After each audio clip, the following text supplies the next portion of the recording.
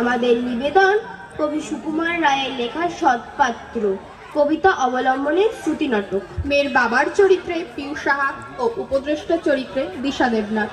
সত্যি কথা বলতে মাথা থেকে যেন একটা মস্ত বোঝা নেমে গেল, বেশ স্বস্তি হচ্ছে। হ্যাঁ, তা তো বটেই, তা তো বটেই।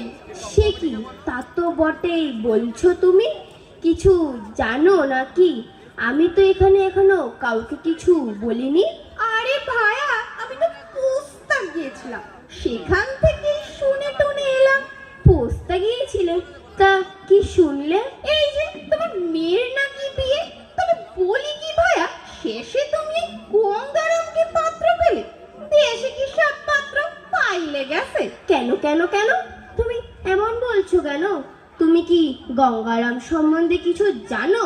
জানি মানে ওর 14 কুষ্টি জানি। 14 গোষ্ঠী জানো? বলোই দেখি, এত খুঁজে একটা ছেলে পেলাম।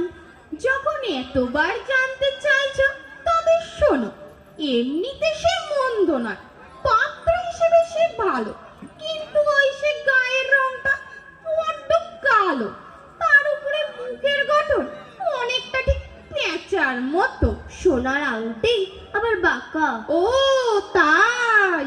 তা কি কেবল রূপের খবরই জানো, নাকি বিদ্যে বুদ্ধির সম্বন্ধেও তোমার কিছু জানা আছে? আছে আছে, বলছি মশাই। বলো বলো, তাড়াতাড়ি বলো।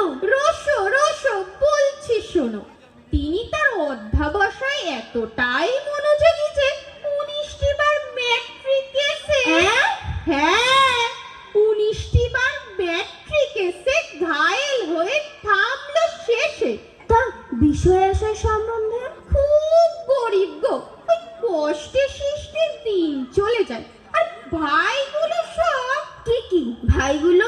ভাইগুলো একটাও মানুষ নয় গো। তবে আর বলছি কি, একটা পাগল, একটা গোয়ার, আর একটি তো তৈরি ছেলে। তৈরি ছেলে? তৈরি ছেলে, জাল করে নট গেছেন জেলে। জেলে? রাম রাম রাম রাম। কনিষ্ঠটি একটু অন্যরকম, তবলা বাজিয়ে বেড়ায় যাত্রা দলে দলে, বাজিয়ে 5 টাকা পায়।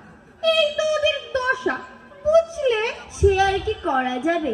জামাই বাবাজির যদি একটু শরীর টরীর খারাপ হয় তা কি করা যাবে? তাই নাকি? বলো। গঙ্গারাম, ভালো কথা জিজ্ঞেস করেছ। সে তো কেবল ভোগে, পিলের জ্বর আর পাণ্ডু রোগে।